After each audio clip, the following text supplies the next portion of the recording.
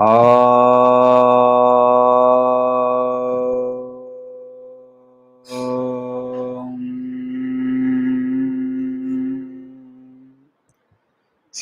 गुरु गणेशाभ्याम नमः।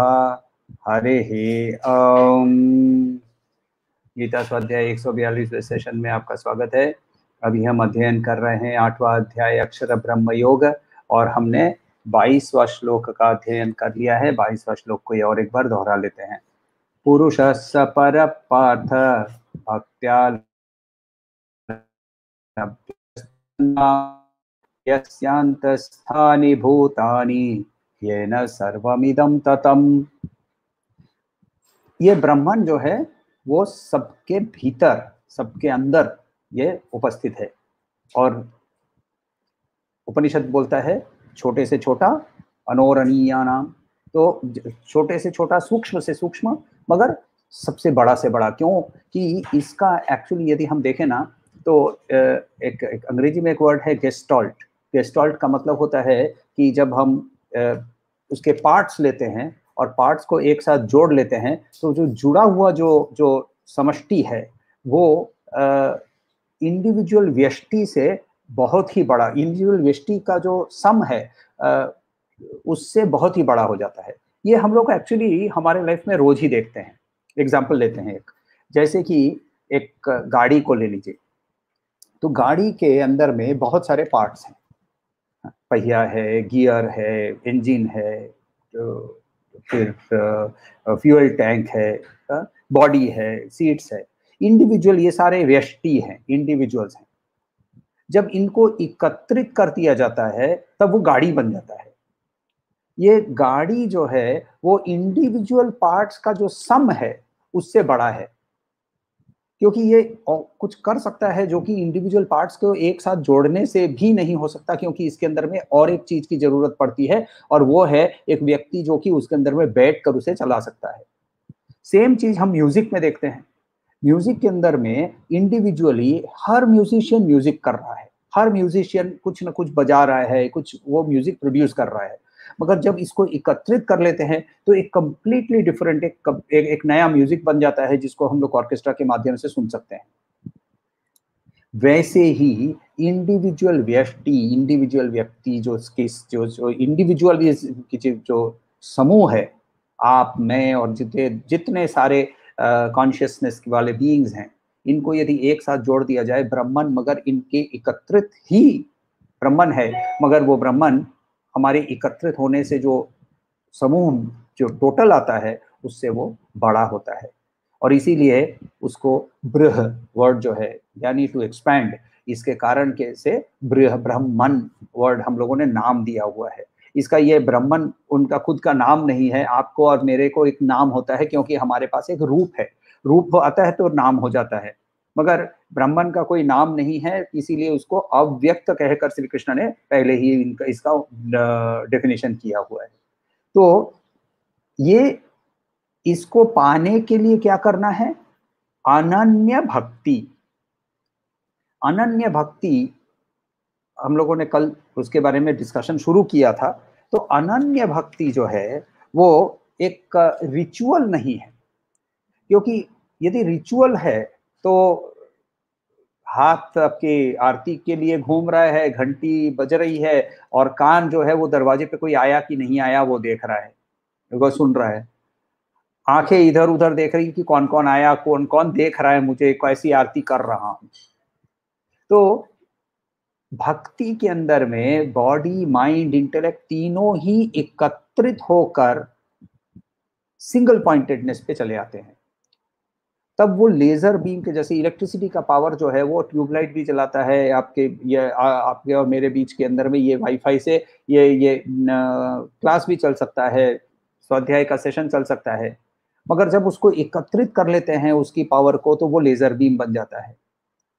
तो वैसे ही जब हम बॉडी, माइंड, इंटेलेक्ट को एकत्रित करते हैं तभी जाकर इसको भक्ति कह सकते हैं, अदरवाइज वो एक रिचुअल पे जाकर रुक जाता है।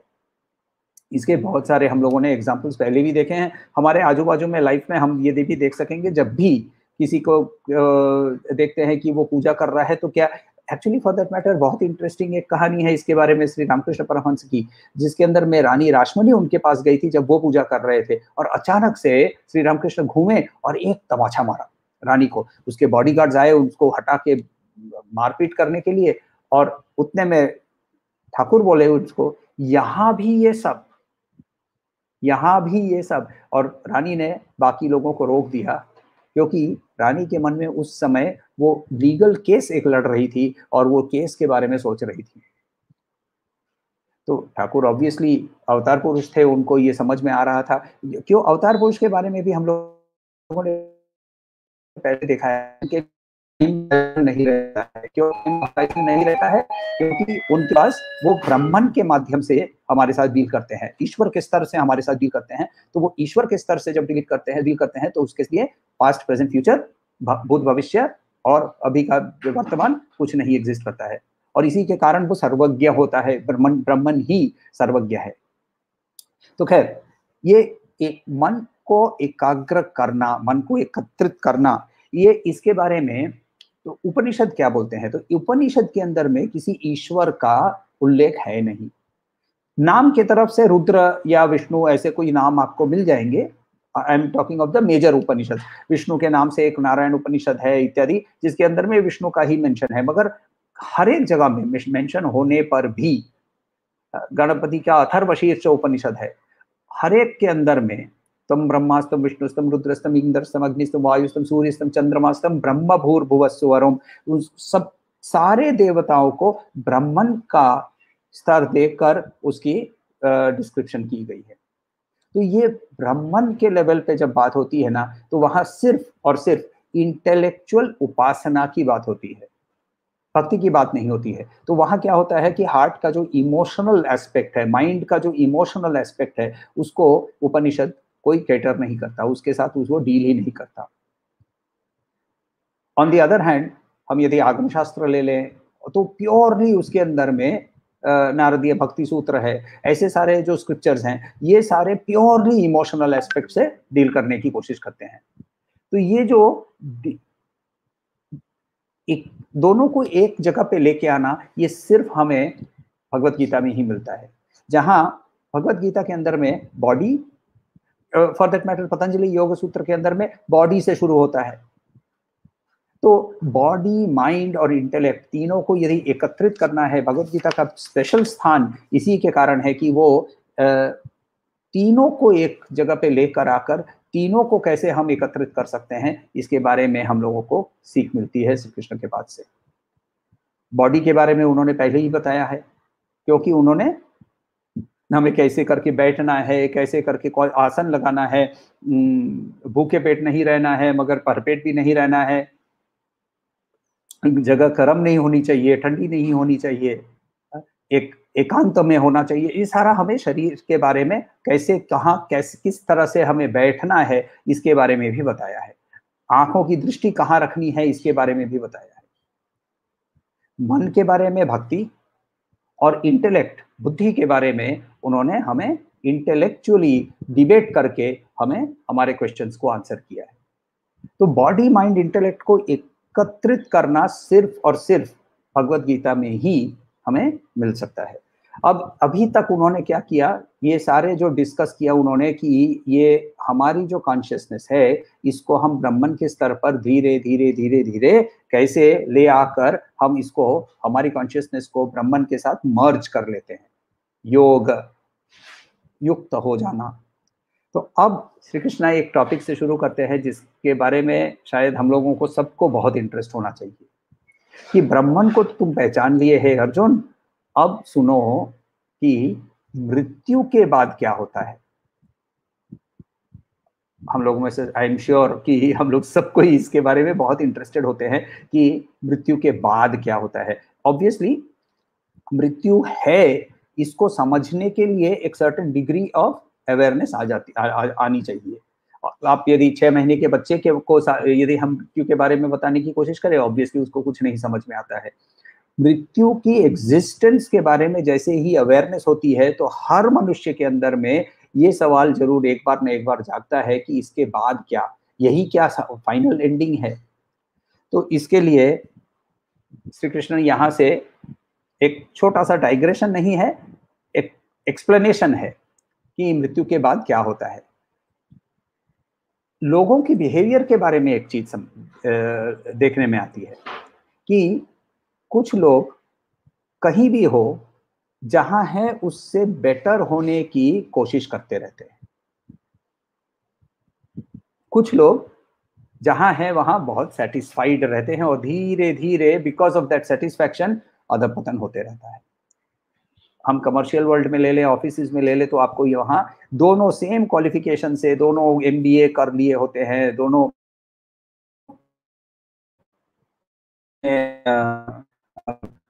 पढ़ाई सेम जगह से की होती है, मगर जब वो ऑफिस में काम करने आते हैं तो एक जन extraordinary labour, extraordinary intellect, extraordinary application of mind, ये सारा करके वो आगे निकलता है, और दूसरा रोज आता है, रोज जाता है, पैसा लेकर जाता है, he is satisfied where he is. ऐसे हम लोगों ने बहुत सारे व्यक्तियों को देखा होगा। आध्यात्मिक स्तर पे भी ऐसे ही दो तरह के लोग होते हैं। एक जो परफेक्शन की ओर अपने आप को अग्रसर करने के लिए उत्सुक रहते हैं और उसके लिए प्रयास भी करते हैं, अभ्यास करते हैं, और दूसरा जो बोलते हैं खाओ पियो मौज करो। तो ये दो टाइप के जो लोग हैं, इनके इधर से हम लोगों को समझना है कि मृत्यु के बाद क्या होता है। हम लोग अभी वर्स नंबर 23, 23वां श्लोक को हम लोग ले लें, 23वां श्लोक का अध्ययन करते हैं। यत्र काले त्वनावृत्तिम् आवृत्तिं चैव योगिनः, यत्र काले त्वनावृत्तिम् आवृत्तिं चैव योगिनः,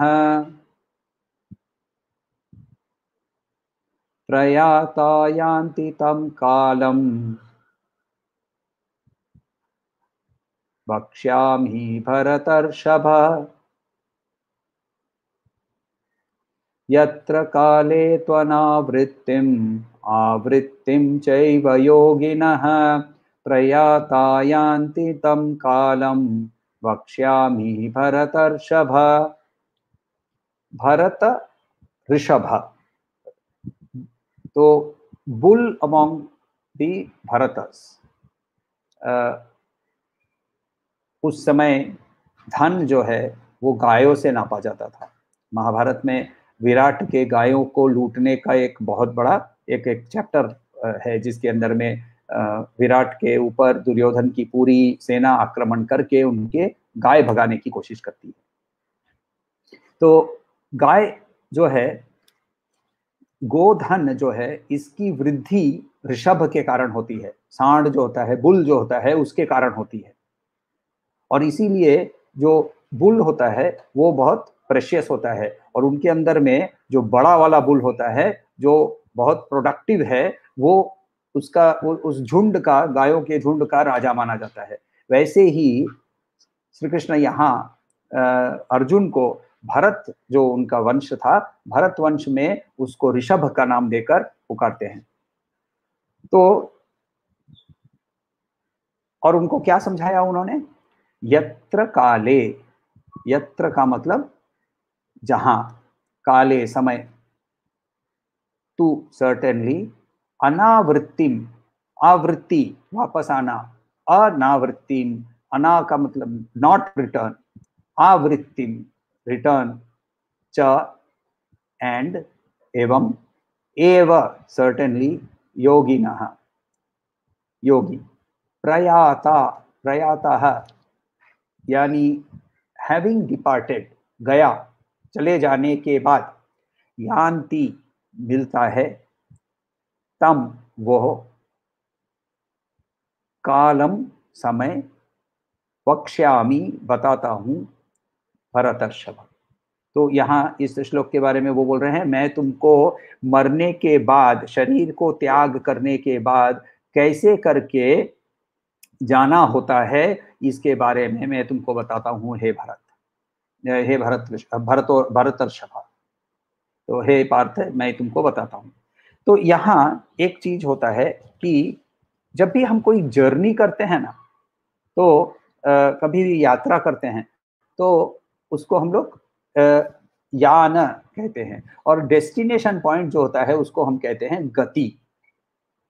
तो मरने के बाद, शरीर के मरने के बाद जो यान है वो उसमें से जब वापस नहीं आते हैं, इसीलिए प्रकर्षेण, इसीलिए स्पेशलाइज्ड, डिफाइंड, तो प्रकर्षेण यान यानी प्रयान, इससे हम वापस नहीं आते हैं, शरीर का एटलीस्ट इस रूप में और इस नाम धारण करके वापस नहीं आते हैं। और इसीलिए डेस्टिनेशन जो होता है मानकर हम बोलते हैं फाइनल डेस्टिनेशन, परम गति। तो ऑब्वियसली आशा होती है कि जो जिसने शरीर त्याग किया है वो सदगति के पहुंच जाए। एक स्पेसिफिक पॉइंट यहाँ मेंशन करना चाहता हूँ, सनातन धर्म में हम रेस्ट इन पीस नहीं बोलते हैं, क्योंकि किसको रेस्ट इन पीस करना है? रेस्ट इन पीस शरीर को नहीं करना है, क्योंकि शरीर तो जड़ है और उसको तो हम जला देते हैं। क्यों जलाते हैं इसके बारे में भी हम बात करेंगे बाद में, मगर फॉर दैट मैटर इसी कॉन्टेक्स्ट में हम बात करेंगे, क्योंकि श्री कृष्ण इसके बारे में भी मेंशन करते हैं, इनडायरेक्टली मेंशन करते हैं, हम लोगों को समझना है इसके बारे में। तो यहाँ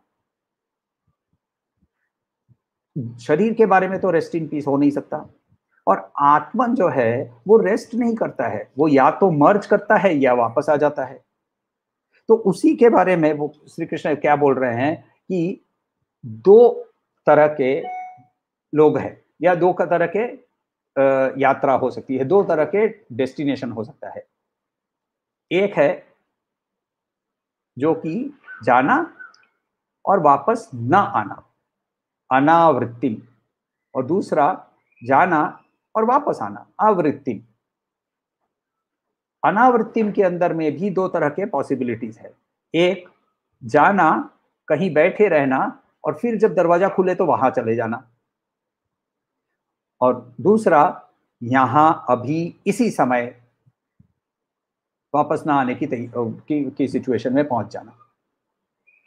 पहले वाले को क्रम मुक्ति और दूसरे वाले को जीवन मुक्ति कहते हैं, क्रम मुक्ति और जीवन मुक्ति।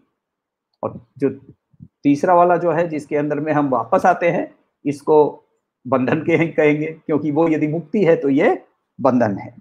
तो एसेंशियली दो तरह के गति हो सकती है, एक वापस ना आने वाली गति और दूसरी है वापस आने वाली गति, राइट।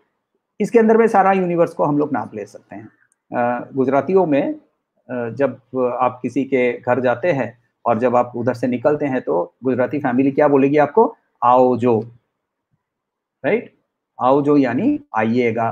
बंगाल में एशो या आशबेन, वापस आइएगा।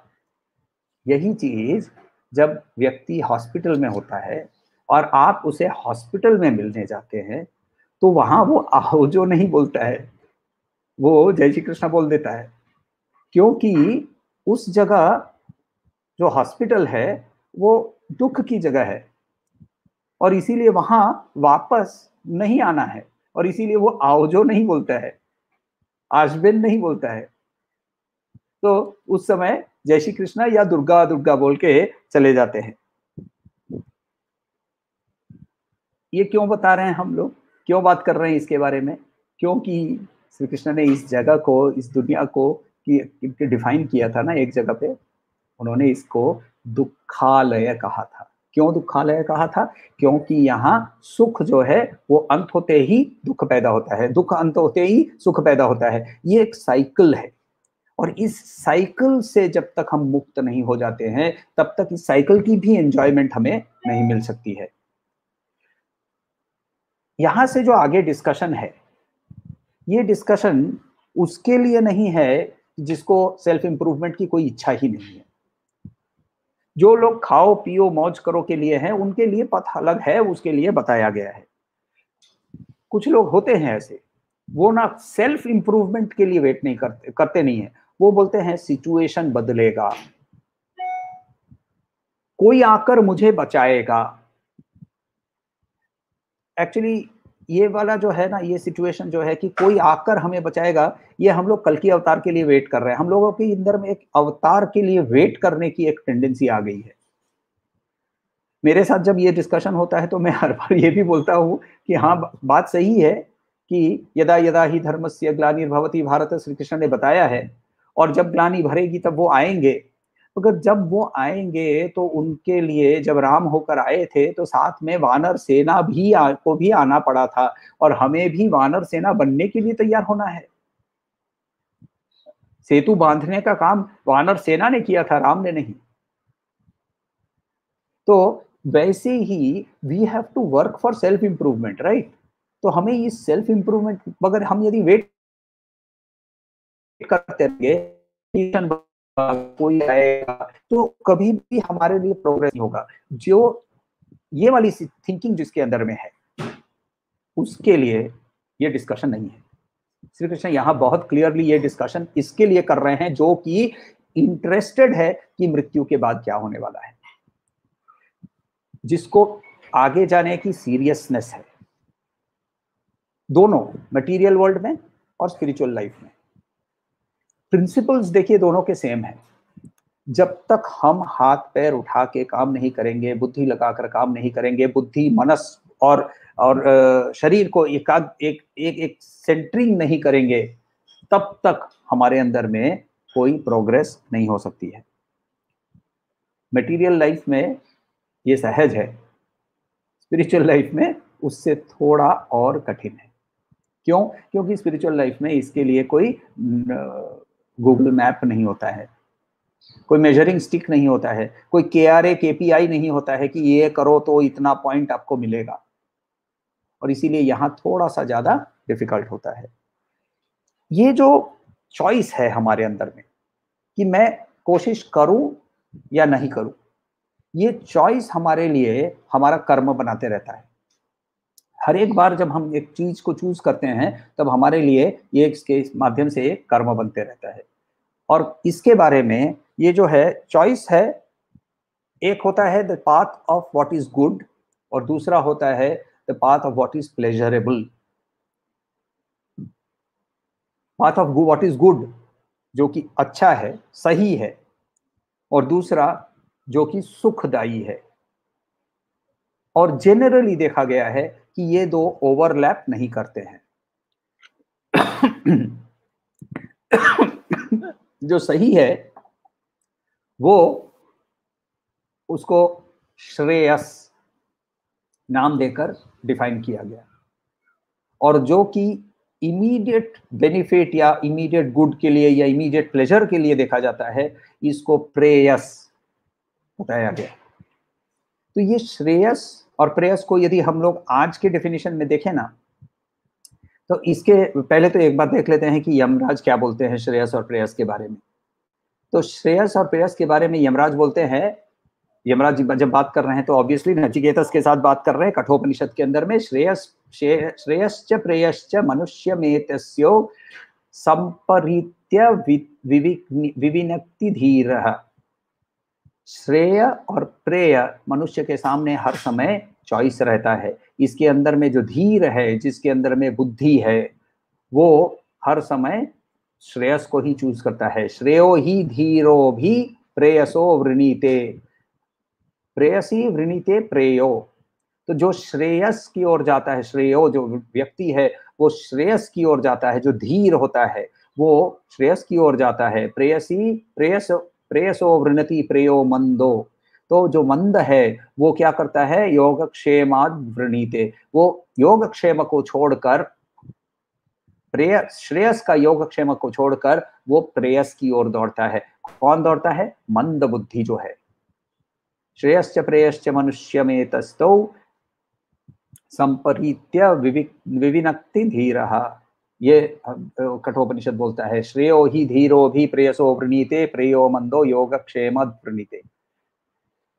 तो यहाँ श्रेयस और प्रेयस का मतलब क्या, देखिए इसके अंदर में श्रेयस, इसको हम लोग यदि प्रेजेंट डेफिनेशन के अंदर में देखें तो डिलेड ग्रेटिफिकेशन और इंस्टेंट ग्रेटिफिकेशन का जो फर्क है, ये श्रेयस और प्रेयस का फर्क है। डिलेड ग्रेटिफिकेशन का मतलब होता है metro railway, today's pain tomorrow's gain. तो अभी मैं यदि सैक्रिफाइस करने को तैयार नहीं हूं तो मैं फ्यूचर में अच्छा नहीं हो सकता हूं। मैं अभी इंडल्ज करने को ही तैयार हूं तो मेरा फ्यूचर खराब होने लगता है। सांसारिक जीवन में भी यही होता है ना, कि यदि मैं आज को दिन का आधा घंटा यदि खुद के लिए मेडिटेशन में, दिन का आधा घंटा खुद के शरीर के लिए थोड़ा ब्रिस्क वॉकिंग करके ये भी इन्वेस्ट करने को तैयार नहीं हूं तो 10 साल के बाद diabetes, overweight, obesity, heart problem, blood pressure ये निश्चित है। डरा नहीं रहा हूं, मेडिकल साइंस ही यही बोलता है। तो क्षमा करें। तो यहाँ कि मैं ये 1 घंटा, आधा घंटा मेडिटेशन के लिए, आधा घंटा चलने के लिए, ये मैं अपने आप के ऊपर इन्वेस्ट कर रहा हूं, इसका मुझे इमीडिएट कोई बेनिफिट नहीं दिखता। प्रेयस में सामने रसगुल्ला है और रसगुल्ला खाए जा रहे हैं। तो ये श्रेयस और प्रेयस के अंदर में लॉजिकली समझना बहुत इजी है कि श्रेयस की ओर जाना चाहिए। करते क्या है हम, ये डिसाइड करता है हमारा पाथ क्या है। तो गोल 2 हो गए अलग अलग से, एक श्रेयस है गोल और दूसरा प्रेयस है गोल। और यदि गोल 2 हैं तो पथ भी 2 कंप्लीटली अलग अलग पथ होंगे। एक पथ जो है ये है बाहर की ओर जाता है, एंगेजिंग विद द वर्ल्ड, इंद्रियों के द्वारा एक दुनिया के साथ, जगत के साथ जब एंगेजमेंट करते हैं, ये एक पथ है। और दूसरा होता है जो भीतर की ओर जाता है, टुवर्ड्स सेल्फ डिस्कवरी, आत्म परिचय की ओर, वो भीतर की ओर घुसता है। तो ये देखिए इन दोनों पथों का जो डायरेक्शन है, ये डायरेक्शन भी कंप्लीटली अलग अलग है। तो प्रेयस के पथ में क्या होता है, कुछ लोग उसके अंदर में भी, प्रेयस के पथ में जो जाने वाले, इसके अंदर में भी कुछ लोग अच्छा कार्य करते हैं। अच्छा का मतलब जो कि धर्म के किताबों में लिखा हुआ है, कर्मकांड में लिखा हुआ है, ये मगर ये करते हैं स्वर्ग प्राप्ति के लिए, स्वर्ग प्राप्ति के लिए। तो इसके लिए क्या होता है, इनके लिए मृत्यु के बाद एक प्लेन ऑफ एग्जिस्टेंस पे जाते हैं जहां ये भोग करते हैं। ऐसी प्लेन ऑफ एग्जिस्टेंस को स्वर्ग बताया गया है। तो हर तरह का एंजॉयमेंट वहां पॉसिबल है। जैसे ही क्रेडिट कार्ड का लिमिट खत्म हो जाता है तो और कुछ नहीं खरीद सकते हैं, वैसे ही जब इसकी एंजॉयमेंट की कोटा खत्म हो जाती है, बोलते हैं थैंक यू वेरी मच, जाइए वापस कुछ काम कीजिए और क्रेडिट कार्ड में पैसा भरिए। क्रेडिट कार्ड में जब पैसा भरेंगे तब वापस आने का, वापस यहाँ आएंगे। ये एक और एक साइकिल बना लेते हैं हम लोग। तो दूसरे जो प्रेयस के पथ वाले हैं ना, इनमें कुछ लोग तो ये भी नहीं करते हैं। तो ये जो कुछ नहीं कर रहे हैं वो बोलते हैं ना इग्नोरेंस इज ब्लिस। वो तमस के, इग्नोरेंस के अंदर में अपने आप को डुबो के सो कॉल्ड आनंद में ही जी रहे हैं। उन्होंने ना तो कुछ सीखा है और ना उनको सीखने की इच्छा है। तो ऐसे लोगों का क्या होगा, वापस आएंगे। होते हैं ना कुछ क्लास में 4 साल आपसे सीनियर होगा मगर वो घूम फिर के आपके पास क्लास में आ गया है, क्योंकि क्लास में से सीखता ही नहीं है कुछ, और उसको हम निकाल नहीं सकते हैं क्योंकि वो किसी बड़े इंडस्ट्रियलिस्ट का बेटा है। तो ये आप बीती बता रहा हूं मैं, मेरे ही क्लास में था एक लड़का जो मेरे से 4 साल सीनियर था, और स्कूल में डोनेशन बहुत आ जाते थे इसीलिए उसको निकालते भी नहीं थे, मगर वो 4 साल से क्लास 8 में था। तो ऐसे लोगों का क्या होगा, समय आने पर ये आगे बढ़ेंगे। इसके बारे में श्री कृष्ण ने हम लोगों को पहले बताया था। धूमेन व्रियते वह्निः यथा दर्शो मलेन च यथोल्बेनावृतो गर्भस् तथा तेनेदम आवृतम। हम लोगों ने पहले ये चैप्टर 3 के अंदर में देखा था कि 3 तरह के कवरिंग्स होते हैं। सात्विक कवरिंग जो है उसका डिस्क्रिप्शन दिया है श्री कृष्ण ने, धुएं की जैसे थोड़ी सी हवा के झोंके में वो निकल जाता है। रजस का जो है उस पर एफर्ट लगाना पड़ता है। दर्शे के ऊपर में जैसे धूल पड़ी रहती है तो उसके एफर्ट लगा के जैसे पोंछा जाता है। और तीसरा, गर्भ के अंदर भ्रूण जैसे छुपा रहता है वैसे हमारे अंदर में ये हमारा सेल्फ छुपा रहता है। अब तीसरे के केस में क्या होता है, इसके ऊपर में एफर्ट करके कुछ नहीं होता है, सिर्फ समय आने पर ही ये तमस खत्म हो सकता है। तो यहाँ उल्बेन का मतलब होता है गर्भ यानी वुम्ब, और उसके अंदर में जो गर्भ से कवर किया हुआ है, गर्भः का मतलब होता है भ्रूण, तो जैसे कवर किया गया है वैसे ही कुछ लोगों के लिए ये संसार है। तो प्रेयस जो है ये डेफिनेटली दोनों ही केस में, भले मैं सद इत्यादि कर रहा हूँ, दान कर रहा हूँ, ऐसा भी करूँ तो भी मुझे वापस आना पड़ेगा, और यदि मैं कुछ ना करूँ तो भी मुझे वापस आना पड़ेगा। ये दोनों ही पथ के अंदर में वापस आना ही पड़ेगा। प्रेयस का पथ ही वापस आने का पथ है। श्रेयस का पथ जो है ये दो तरह का है, एक है कर्म का और ये दूसरा है उपासना का। भक्ति दोनों में चाहिए। भक्ति का मतलब यहाँ एक्चुअली जिसको हम लोग श्रद्धा, क्षांति इत्यादि जो कहते हैं, ये भक्ति है। भक्ति दोनों में चाहिए। कर्म का जो कर्म का जो हिस्सा है वो वेदों में संहित यानी जो मंत्र का पार्ट है और ब्राह्मण का पार्ट जो है जहां रिचुअल्स को डिफाइन किए गए हैं वहां से आता है, और आरण्यक और उपनिषद से उपासना का पोर्शन आता है। तो दोनों में भक्ति मैंने कहा कि आपको चाहिए, मगर कर्म के माध्यम से यदि श्रेयस का पथ फॉलो करते हैं तो वहां भी यज्ञ कर रहा है, हवन कर रहा है, पूजा कर रहा है, मगर उसके मन में व्यष्टि के लिए कुछ नहीं है, वो सिर्फ समष्टि के लिए कर रहा है। वैसा व्यक्ति जब श्रेय कर्म करता है, श्रेयस का कर्म करता है, तो उसको भी मुक्ति मिलती है, मगर उसकी मुक्ति क्रम मुक्ति होती है। क्रम मुक्ति का मतलब वो पहले ब्रह्मलोक में जाता है और ब्रह्मलोक में भी ऐसे सत्संग करते रहता है, क्योंकि भगवान शंकराचार्य ने कहा है सत्संगते निस्संगत्वम। तो वहां भी वो सत्संग करता है और फिर सत्संग करके वहां से निकल जाता है। याद रखिए, वहां यदि वो सत्संग नहीं करता है तो आप ब्रह्मानुलोकः श्री कृष्ण ने कहा है, तो वहां के भी लोग वापस आ जाते हैं। तो उसको एक मौका मिलता है वहां क्रम से कोई मुक्ति के लिए, वहां भी वो अपना लर्निंग कंटिन्यू करके आगे निकल के मर्ज ब्रह्मन के ओर के अंदर मर्ज कर जाता है। दूसरा जो उपासना के माध्यम से का मतलब है कि यहां अभी इसी समय जीवन मुक्ति। तो उपासना का मतलब क्या? वेद या उपनिषद उपासना किसको कहते हैं? तो वेद या उपनिषद जो है वो उपासना को कहते हैं, उपासना के लिए कहते हैं सर्वे वेदा यत् पदम आमनन्ति तपांसी सर्वाणि च यत् वदन्ति। तो जो वेद के अंदर में जिस चीज को के लिए जो ज्ञानी लोग हैं, जिसके लिए वो तप करते हैं, जिसका जिसके बारे में प्रशंसा वेदों ने की है, यदि छंतो ब्रह्मचर्यम चरंती, वो ब्रह्मचर्य फॉलो करते हैं, तप करते हैं, तते पदम संग्रहेण, छोटे में संग्रहेण ब्रवीयम।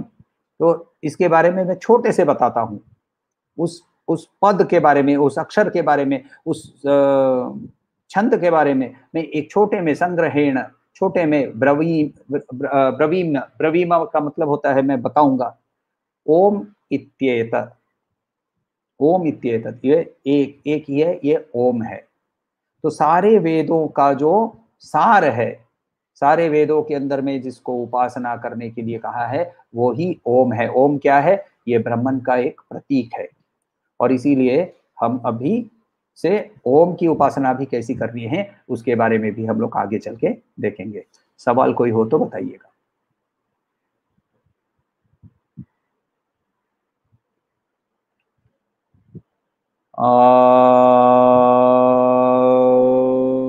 शांति शांति शांति।